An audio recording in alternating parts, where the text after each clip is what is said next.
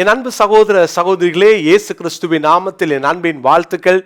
நம்முடைய மாதாந்திர உபவாச ஜெபம் நாளைய தினம் காலை 10 மணி முதல் 2 மணி வரைக்கும் விருகம்பாக்கத்தில் இருக்கிற நம்முடைய அலுவலகத்துக்கு மேல இருக்கிற பேர்சபா ஜெப மையத்தில் வைத்து நடைபெறும். சென்னை சுற்று வட்டாரத்தில் இருக்கிறவங்க வந்து கலந்து கொள்ள அன்போடு நான் கேட்டுக்கொள்கிறேன். நல்ல ஜெப பாடல் ஆராதனை, தேசத்துக்காக நிறைய நேரம் நம்ம ஜெபிக்க போகிறோம். அதோடு கூட கர்த்தருடைய வார்த்தையும் உங்களோடு கூட நான் பிரசங்கித்து உங்களுக்காக ஜெபிப்பேன். என்னோடு கூட பிரதர் மைக்கேல் ராஜ், பிரதர் ஆசீர்வாதம், மற்ற தேவ மனிதர்கள் இருப்பாங்க. வாருங்கள், நாம் இணைந்து தேவனுடைய நாமத்தை மேம்படுத்துவோம். இன்றைக்கே உங்களுடைய ட்ராவலை பிளான் பண்ணிக்கோங்க. நாளை தினத்தில் நேரடியாய் சந்திப்போம். God bless you.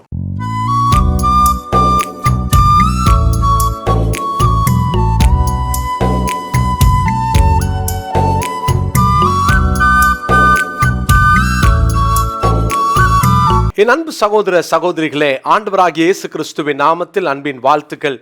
இன்றைய முத்து எனும் இந்த சிறிய தியானத்தின் மூலமாக உங்களை சந்திப்பதிலே மகிழ்ச்சி அடைகிறேன். கர்த்தர் உங்களை ஆசிர்வதிப்பாராக. இந்த நாளிலும் எங்கே என்ற தலைப்பிலே இன்னொரு வார்த்தையையும் நாம் தியானிக்க போகிறோம். ஒவ்வொரு நாளும் இந்த எங்கே என்ற அந்த கேள்விக்கு நாம் என்ன பதில் சொல்ல போகிறோம்? ஆதியாகமத்தின் புஸ்தகம் 22ஆம் அதிகாரம் 7ஆம் வசனம். அப்பொழுது ஈசாக்கு தன் தகப்பனாகிய ஆபிரகாமை நோக்கி, என் தகப்பனே என்றான். அதற்கு அவன், என் மகனே, இதோ இருக்கிறேன் என்றான். அப்பொழுது அவன், இதோ நெருப்பும் கட்டையும் இருக்கிறது, தகன பலிக்கு ஆட்டுக்குட்டி எங்கே என்றான். தகன பலிக்கு ஆட்டுக்குட்டி எங்கே என்றான். பிரியமான தேவனுடைய பிள்ளைகளே, தகன பலிக்கான ஆடு இல்லாமல் ஈசாக்கை கையில் பிடித்து கொண்டு ஆபிரகாம் கர்த்தர் குறித்த அங்க மோரியா தேசத்திலே அந்த மலைகளில் ஒன்றின் மேல் அவன் பலியிடுவதற்காக செல்கிறான். ஆனால் பலிக்கான எல்லாம் இருக்கிறது, பலிக்கான ஆடு இல்லை. ஈசாக்கு ஒரு குழந்தை அல்ல, 14 to 19 வயதுக்குள்ளாக இருக்கிற ஒரு இளைஞன். அப்படிப்பட்ட ஒருவன் அந்த தகப்பனாரை பார்த்து வைக்கிற கேள்விதான், பலிக்கான விறகு இருக்கிறது, நெருப்பு இருக்கிறது, எங்கே பலிக்கான ஆடு? எங்கே பலிக்கான ஆடு? பிரியமானவர்களே, பலிக்கான ஆட்டை இன்றைக்கும் ஒருவேளை எங்கே என்ற அந்த கேள்வி நமக்குள்ளும் எழும்ப வேண்டும். எங்கே அந்த ஆடு? பிரியமானவர்களே, ஈசாக்கு தான் அந்த ஆடு என்பதை ஆபிரகாம் சொல்லவில்லை. ஆனால் ஆபிரகாம் அங்கே கர்த்தர் பார்த்து கொள்வார் என்று சொல்லிவிட்டு அடுத்த வசனங்களிலே 9வது வசனத்தை பாருங்கள். தேவன் அவனுக்கு சொல்லியிருந்த இடத்திற்கு வந்தார்கள். அங்கே ஆபிரகாம் ஒரு பலிபீடத்தை உண்டாக்கி கட்டைகளை அடுக்கி தன் குமாரனாகிய ஈசாக்கை கட்டி அந்த பலிபீடத்தில் அடுக்கிய கட்டைகளின் மேல் அவனை கிடத்தினான். இந்த இடத்துல பலிபீடத்திலே ஈசாக்கை பலியாக வைக்கிறான். ஈசாக்கு எதிர்க்கவில்லை. எங்கே என்ற கேள்விக்கு பதில் என்ன தெரியுமா? நீதான் பலிபீடத்திலே கிடத்தப்பட வேண்டியவன், நாம் தான் பலிபீடத்திலே கிடத்தப்பட வேண்டியவர்கள்.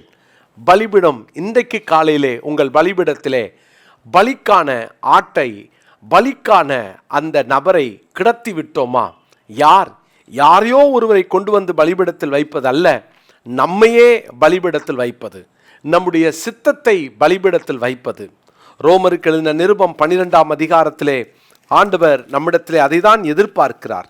முதல் வசனத்திலே, அப்படி இருக்க சகோதரரே, நீங்கள் உங்கள் சரீரங்களை பரிசுத்தமும் தேவனுக்கு பிரியமுமான ஜீவ பலியாக ஒப்பு கொடுக்க வேண்டும் என்று தேவனுடைய இரக்கங்களை முன்னிட்டு உங்களை வேண்டிக் கொள்கிறேன். இதுவே நீங்கள் செய்யத்தக்க புத்தி உள்ள ஆராதனை. நம்மையே பலிபீடத்தில் கிடத்துவதுதான், எல்லாவற்றையும் பலிபீடத்தில் கிடத்துவதுதான். பலிக்கான ஆடு எங்கே? நீதான் அந்த ஆடு, நீதான் பலிபீடத்திலே கிடத்தப்பட வேண்டும். பிரியமானவர்களே, நம்மை பலிபீடத்தில் கிடத்தும் போதெல்லாம், ஆண்டவரே நான் உமக்கு சொந்தம் என்று முழுமையாய் நம்மை அர்ப்பணிக்கிறதற்கு அடையாளம், நம்மை அவருக்கு கொடுத்து விடுவதின் அடையாளம்.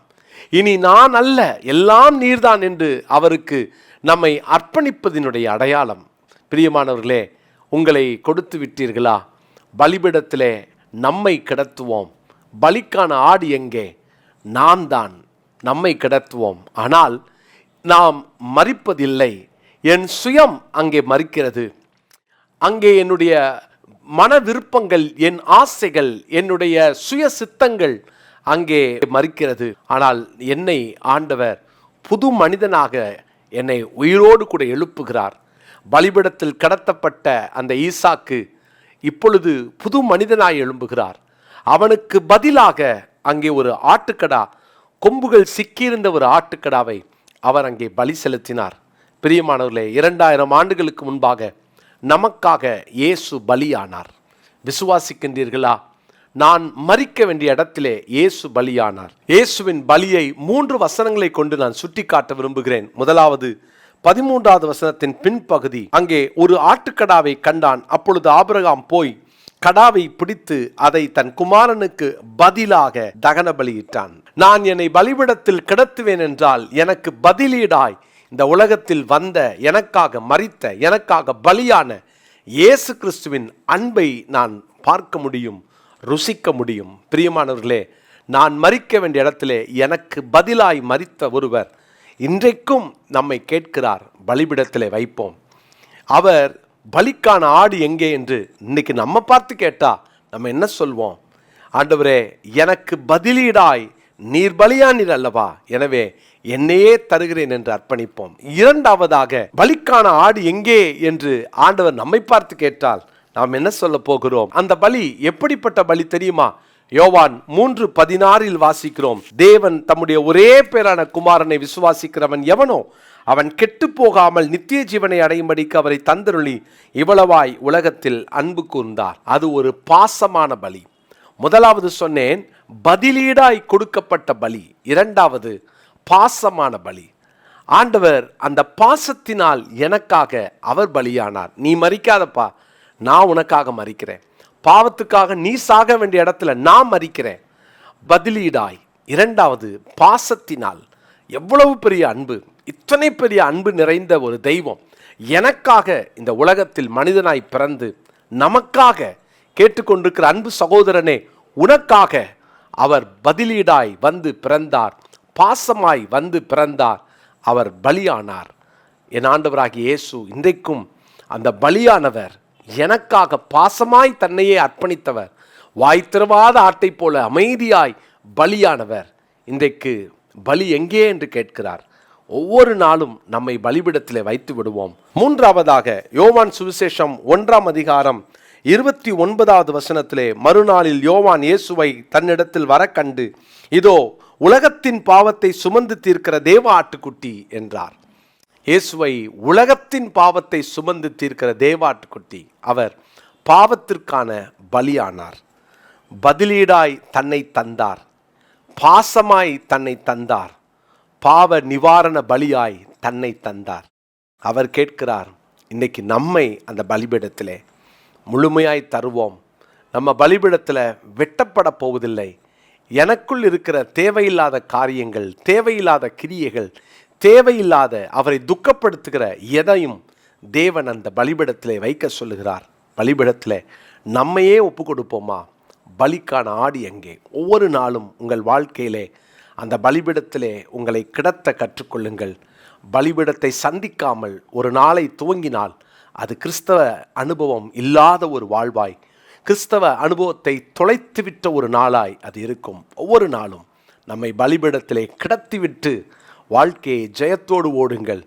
பதிலீடாய் பலியானார், பாசமாய் தன்னை தந்தார், பாவ நிவாரண பலியாய் தன்னை தந்தவர் நம்மை கேட்கிறார், பலிக்கான ஆடு எங்கே? ஜெபிக்கலாமா? நல்ல தகப்பனே, நாங்கள் எங்களையே அந்த பலிபீடத்திலே கிடத்துகிறோம். எங்கள் சுயத்தை அந்த பலிபீடத்திலே நாங்கள் ஆண்டவரே கொடுத்து விடுகிறோம். நாங்கள் இனி ஆண்டவரே உமக்காக வாழ, பாசத்தோடு எங்களுக்கு பதிலாக இந்த உலகத்தில் வந்த பரிகார பலியான எங்கள் இயேசுவுக்கு எங்களை முழுமையாய் தருகிறோம். தொடர்ந்து இந்த நாளில் நம்முடைய பிள்ளைகளுடைய கையின் பிரயாசத்தை ஆசீர்வதியும், பாக்கியமும் நன்மையும் உண்டாயிருக்கட்டும்.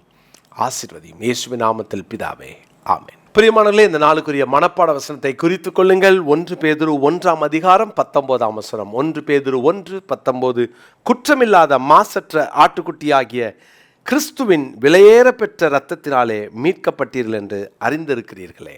ஆமென். God bless you. பிரியமானவர்களே, உங்களை அன்போடு வாழ்த்துகிறேன். விங்ஸ் ஆஃப் விக்டரி ஐஏஎஸ் அகாடமியை குறித்து சில காரியத்தை உங்களோடு பகிர்ந்து கொள்ள விரும்புகிறேன். 2025-26 ஆகிய இந்த ஆண்டுக்கான யூபிஎஸ்சி தேர்வுக்கான பிரிலிம்ஸ் மெயின்ஸுக்கான அட்மிஷன்ஸ் நடந்து கொண்டிருக்கிறது. மிக குறைந்த ஃபீஸை தான் நாங்கள் வாங்குறோம். அதுவும் இந்த வருஷம் நமக்கு கிடைத்திருக்கிற ஃபேக்கல்டிஸ் ஒவ்வொரு ஆண்டும் 2 அல்லது 3 பேர் யூபிஎஸ்சியை கிளியர் பண்ணி அவர்கள் நல்ல பதவிகளிலே அமர்ந்திருக்கிறவர்கள். அப்படிப்பட்ட ஒரு நல்ல தலைவர்களை உருவாக்கின ஃபேக்கல்டிஸ் தான் நம்ம இந்த வருஷம் நம்ம எடுத்திருக்கிறோம். எனவே இந்த நாளில் மிக கொஞ்சம் சீட் தான் இருக்கிறதுனால வேகமாக தரிசனம் உள்ள, தேசத்தை கலக்க வேண்டும் என்ற தரிசனம் உள்ள இளைஞர்கள் உடனடியாக கீழே காண்கிற இந்த ஃபோன் நம்பரை குறித்து கொண்டு நீங்கள் இதில் இணைய அப்ளிகேஷன்ஸை உடனே ஃபில் பண்ண உங்களை அன்போடு கேட்டுக்கொள்கிறேன்.